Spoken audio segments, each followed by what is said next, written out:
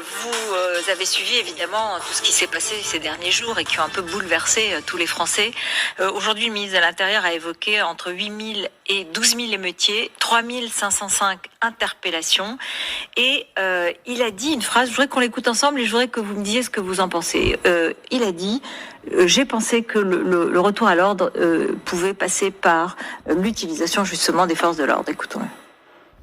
L'état d'urgence, je ne suis pas sûr qu'il nous aurait beaucoup aidé. Et d'ailleurs, je n'ai pas proposé au président de la République et à la Première ministre, puisque l'état d'urgence avait comme grand avantage, comme dans un état d'urgence terroriste, de faire des perquisitions administratives, l'idée de donner au ministre de l'Intérieur les pouvoirs qu'ont les procureurs de la République ou les juges.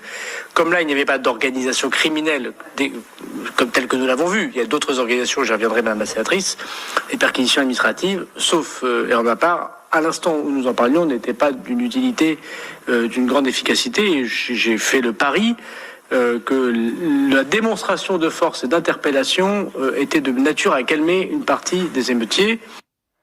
Voilà, il était en audition devant la commission au Sénat. Est-ce que vous êtes d'accord sur cette manière d'avoir appréhendé les choses depuis quelques jours ? Bon, d'abord, j'ai exercé des responsabilités au ministère de l'Intérieur dans un contexte extrêmement difficile, celui des attentats de 2015, évidemment, bien sûr. Et je sais à quel point cette fonction est difficile et combien celui qui l'exerce, quelle que soit sa sensibilité politique, est toujours attaqué de toutes parts. Et j'ai mesuré pendant les jours qui viennent de s'écouler à quel point le contexte était, pour tous ceux qui sont en charge du respect de l'ordre public, compliqué. Donc faut pas compter sur moi, par esprit de responsabilité, précisément parce que j'ai été en charge de ce ministère, pour faire des commentaires hasardeux concernant l'action de l'actuel gouvernement, même si je suis dans l'opposition.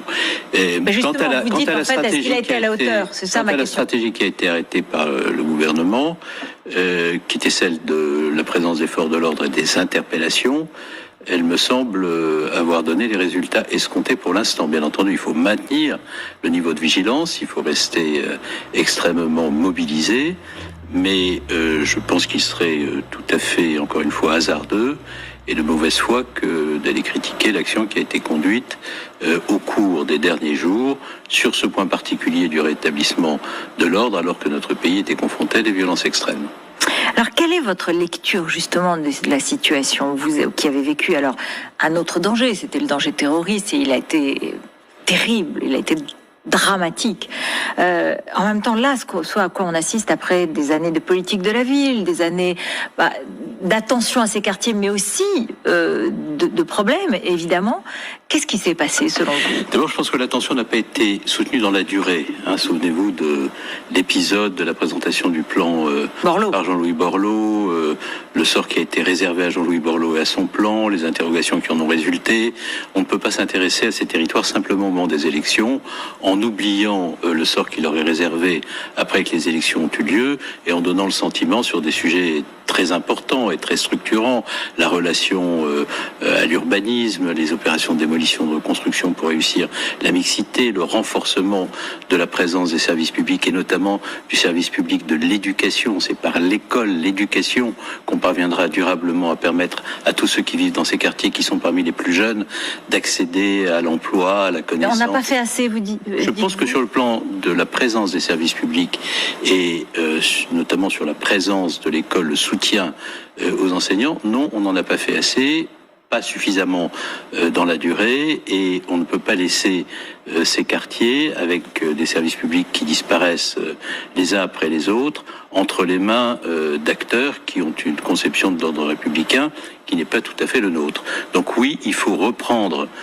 en main ces quartiers, au sens où il faut réimplanter dans ces quartiers la République et ses services, la République et ses valeurs, la République et son autorité, et il faut le faire en liaison étroite avec ceux qui y vivent. Parce que ma conviction profonde, pour avoir été maire d'une ville où il y avait des quartiers que l'on appelle difficiles, à Cherbourg. Et pour avoir été ministre de l'Intérieur, c'est que les habitants de ces quartiers sont les premiers à demander à ce que l'ordre républicain puisse l'emporter sur toute autre considération et qui souhaitent la présence des services publics.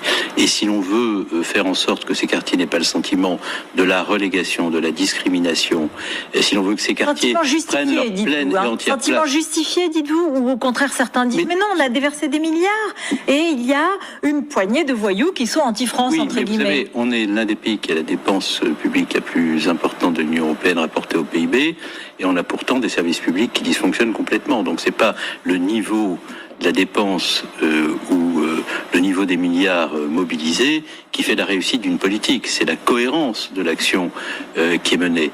Et dans ces quartiers-là, il y a une volonté des habitants de faire en sorte que l'ordre républicain puisse régner. Pourquoi ? Parce qu'ils sont les premières victimes du désordre, ils sont les premières victimes de la violence. Et faire respecter l'ordre républicain, puisqu'il y a tout un débat sur la police, sur son rôle, etc. Ça veut dire que, d'abord, il faut qu'il y ait des policiers en nombre dans ces quartiers. Et on a beaucoup évoqué la police de proximité en regrettant qu'elle ait été supprimée. Et à juste titre, d'ailleurs, on a eu raison de s'indigner du fait qu'elle ait été supprimée, parce que la police de proximité crée avec la population une relation tout à fait différente de celle qui existe aujourd'hui.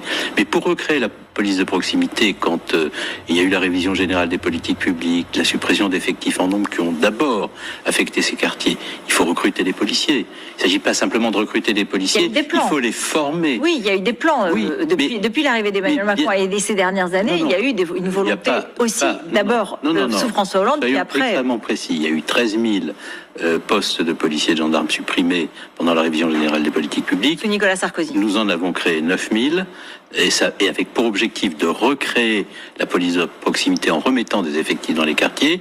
Et Emmanuel Macron a poursuivi cette politique de création d'emplois, sans d'ailleurs toujours donner, notamment au début de son premier quinquennat, les moyens à ces emplois nouveaux créés d'être équipés et de fonctionner correctement. Ça a été corrigé ensuite avec le plan de relance, mais ça n'a pas toujours été le cas.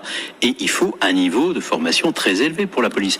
Vous voyez, on parle des violences policières, du racisme qui se serait instauré dans la police, du comportement d'un certain nombre de policiers. Dans un contexte où, c'est ma conviction profonde, la police dans ce pays est républicaine, et même s'il peut y avoir des manquements de la part d'un certain nombre d'individus, ces manquements doivent être sanctionnés avec d'autant plus de rigueur que précisément l'État exige de sa police qu'elle soit irréprochable. Et si vous voulez une police irréprochable, il faut non seulement des policiers en nombre, mais il faut aussi que ces policiers soient formés par une formation initiale et continue absolument exemplaire. Or, vous considérez qu'elle n'est pas suffisante aujourd'hui ? On a supprimé beaucoup d'écoles de la gendarmerie et de la police, on a supprimé la direction de la formation de la police nationale, c'est votre serviteur qui l'a recréé en 2016, en même temps que je prenais toute une série de dispositions pour permettre aux policiers de se protéger lorsque leurs missions deviennent plus difficiles en raison de la violence qui monte. Mais s'il n'y a pas, à côté des mesures que l'on prend pour protéger les policiers, une formation extrêmement exigeante, le rappel par l'encadrement intermédiaire et les plus hauts responsables de la police des principes déontologiques qui doivent être respectés par les forces de l'ordre, et si on ne sanctionne pas ceux qui manquent à ces obligations, alors il n'y a pas de police républicaine. Et j'aimerais que sur ces sujets, on sorte des postures, on sorte des discours de mise en cause ou de protection systématique de la police pour essayer d'avoir des positions qui soient équilibrées et susceptibles d'être comprises par les citoyens qui connaissent la police, qui la respectent parce qu'ils savent, les citoyens, que la police est un service public qui les protège et qui sont en même temps parfois victimes d'un certain nombre de comportements qui ne sont pas acceptables. Vous avez été surpris ou choqué par ce fameux tract du syndicat Alliance et UNSA Police qui était très violent et qui... Je pense que ce tract est tout à fait inapproprié dans son ton et dans son contenu. Et il m'est arrivé, lorsque j'étais ministre de l'Intérieur, d'avoir des conversations franches et un peu frontales avec certaines organisations syndicales de la police, lorsque ce type de propos ou ce type de discours était tenu. Parce que le rôle d'un ministre de l'Intérieur, c'est bien entendu de garantir aux policiers et aux gendarmes qu'ils pourront accomplir leur mission correctement, mais de ne pas accepter ce type de dérive. Alors, vous l'avez bien souvent entendu depuis cette affaire, la France Insoumise vous a mis en cause. Vous a mis en cause assez clairement. Oui, mais c'est de la routine pour moi. Vous savez, c'est comme ça tous les jours. On va venir sur l'interprétation. Enfin bon, ils sont allés directement pour dire que la loi de février 2017 relative aux conditions d'ouverture du feu par les policiers était un permis de tuer. Qu'en quelque sorte, comme vous étiez Premier ministre à ce moment-là et que vous avez assumé en quelque sorte cette loi, vous en êtes responsable. Alors cette loi, on va en voir un petit extrait, évidemment, c'est ce fameux article 435.1 dans lequel les policiers peuvent faire usage de leurs armes en cas d'absolue nécessité et de manière strictement proportionnée, lorsqu'ils ne peuvent immobiliser autrement que par l'usage des armes, des véhicules, embarcations, autres moyens de transport dont les conducteurs n'obtempèrent pas. Merci. À l'ordre d'arrêt, et dont les occupants sont susceptibles de perpétrer dans leur fuite des atteintes à leur vie ou à l'intégrité physique ou à celle d'autrui. Bon, alors, il y a l'idée qu'il faut que ce soit en cas d'absolue nécessité et de manière strictement proportionnée, ça c'est clair. En même temps, quand vous l'avez faite, cette loi, elle était aussi relative à ce qui s'était passé le 14 juillet, sur la promenade des Anglais, quand il y avait des attentats avec des voitures qui n'obtempéraient pas. Et donc, on voit bien la nécessité. Est-ce qu'aujourd'hui, voyant l'augmentation des situations où les conducteurs n'obtempèrent pas, est-ce qu'il faut revoir cette loi? Est-ce qu'il faut l'adapter? Est-ce qu'il faut la réévaluer? Bon, c'est un sujet sur lequel il faut être extrêmement précis, parce que je lis et j'entends sous la plume de certains... J'ai donné quand même le contenu principal. Sous la plume de certains de vos confrères ou de responsables politiques, des choses bien approximatives. Bon. Les policiers bénéficiaient de la légitime défense que je qualifierais de droit commun, c'est-à-dire proportionnalité, péril éminent, nécessité d'agir dans le cadre des principes qui régissent la légitime défense. Les gendarmes, eux, bénéficiaient d'un texte qui définissait les conditions dans lesquelles ils pouvaient intervenir. La Cour européenne des droits de l'homme, suivie en cela par la Cour de cassation, a considéré que les conditions d'intervention des gendarmes n'étaient pas conformes au contenu de la Convention européenne des droits de l'homme, et la jurisprudence a dit les gendarmes ne peuvent pas bénéficier de ce texte, ils doivent bénéficier des principes qui régissent la légitime défense. Et à partir de ce moment-là, les policiers qui avaient demandé à bénéficier du régime des gendarmes se sont entendus dire par votre serviteur, la jurisprudence a aligné les choses. Mais il s'est passé un certain nombre d'événements. Il s'est passé le péril meurtrier, attentat de novembre 2015, ce qui a présidé à la loi de juin 2016. Le Bataclan, bien sûr. Puis il y a eu Nice, avec une autre forme de périple meurtrier, ce véhicule lancé sur une foule qui tue 86 personnes, c'est quand même un sujet que, quand on est ministre de l'Intérieur, on prend en compte. Et donc il y a eu la loi de février 2017, qui en réalité ne change rien à ce qu'est l'état du droit, c'est-à-dire la légitime défense implique le péril, la proportionnalité, etc. Et le texte précise les conditions dans lesquelles ce principe a droit à changer, doit pouvoir se mettre en œuvre dans des circonstances particulières qui résultent de ce que nous avons vécu au moment des attentats terroristes. Bien sûr. Donc, si vous voulez, nous avons introduit dans la loi les principes de la jurisprudence et de la légitime défense tels qu'ils existaient avant que ce texte ne soit élaboré, en tenant compte des circonstances particulièrement violentes qui s'étaient présentées au peuple français. Mais je vous dis aujourd'hui... Pour permettre au peuple... Non mais bien sûr, mais en fait... Mais pourquoi est-ce que je vous dis tout ça? Parce que il y a eu beaucoup de violence sur cette loi. La France Insoumise dit c'est le permis de tuer, d'autres disent il faut tout revoir, il faut tout refaire. Mais quel est votre sentiment? Mon sentiment, c'est que je vous explique d'abord ce que contient ce texte. C'est ce que j'ai dit. Ensuite, vous avez toute une série d'acteurs qui ont des agendas politiques qui sont assez peu liés à ce qu'est l'intérêt supérieur de la nation. Et vous venez de faire référence aux mots qu'ils utilisent, aux raccourcis dont ils procèdent, aux mises en cause personnelles. Parce que, vous savez, dire, comme l'a dit Jean-Luc Mélenchon, il y a quelques années, Bernard Cazeneuve, celui qui a organisé l'assassinat de Rémi Fraisse, l'auteur du permis de tuer, ça n'est rien d'autre que de désigner une cible dans un contexte de violence extrême, à ceux dont on a vu qu'ils étaient capables de violence. C'est ça qui est fait. Est-ce que vous voulez porter plainte d'une certaine façon? Moi, je suis un républicain. C'est-à-dire, ce que fait Jean-Luc Mélenchon avec ses équipes à mon encontre me conduit à faire des mises au point politiques comme je l'ai fait sur votre plateau. Mais moi, je ne ferai jamais à l'encontre de Mélenchon et de ses équipes ce qu'ils font à mon encontre. Pourquoi ? Parce qu'il n'y a pas de République là où il n'y a pas de respect, là où il n'y a pas d'altérité.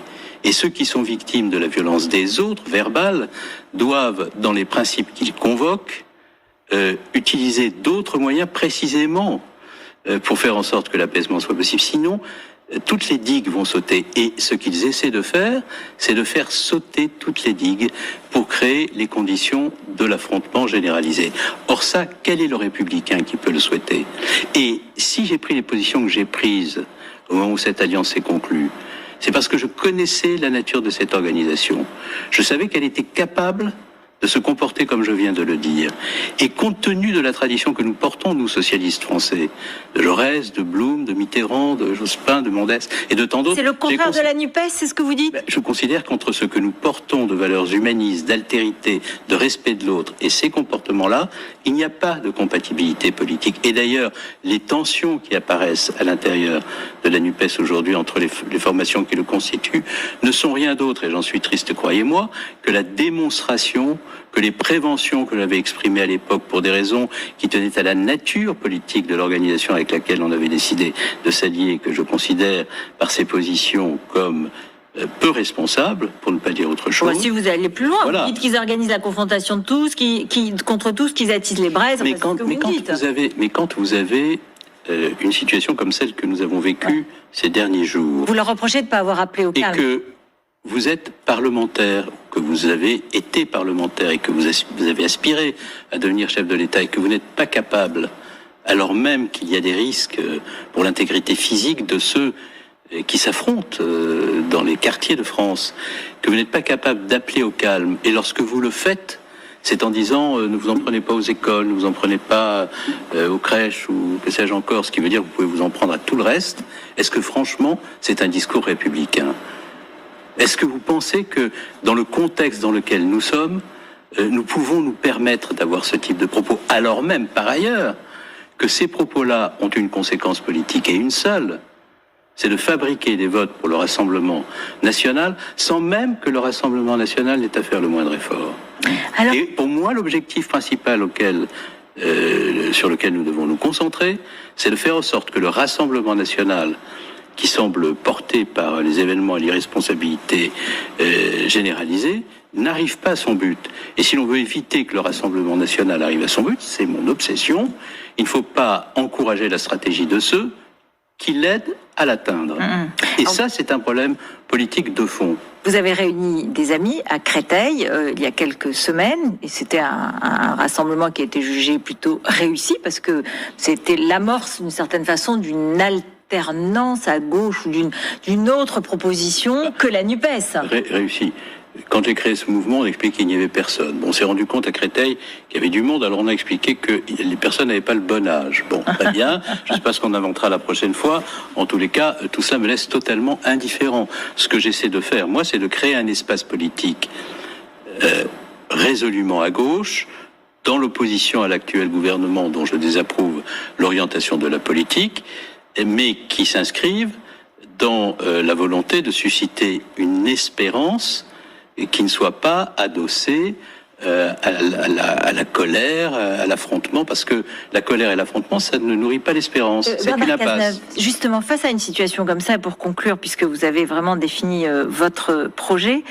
Non, j'ai pas eu le temps de définir mon projet. Non, mais... J'aurais voulu vous parler de la mutation écologique, j'aurais voulu parler de la République, de l'école, campagne électorale présidentielle, si vous voulez bien. Non, j'ai pas pu parler de mon projet. On est un peu avant. Mais je veux dire par là... Bien avant. Bien avant. Est-ce que si Emmanuel Macron, face à cette situation, avait l'idée de faire une forme de gouvernement d'union nationale, est-ce que vous diriez, je ou des amis à moi devraient y aller pour participer à sauver la République? Mais le gouvernement d'union nationale, c'est ce qui aurait dû être fait depuis longtemps. Il ne s'agissait pas de demander à tout le monde de rentrer dans un tube en abandonnant ce qu'il était, ce qu'il pensait, ce qu'il souhaitait.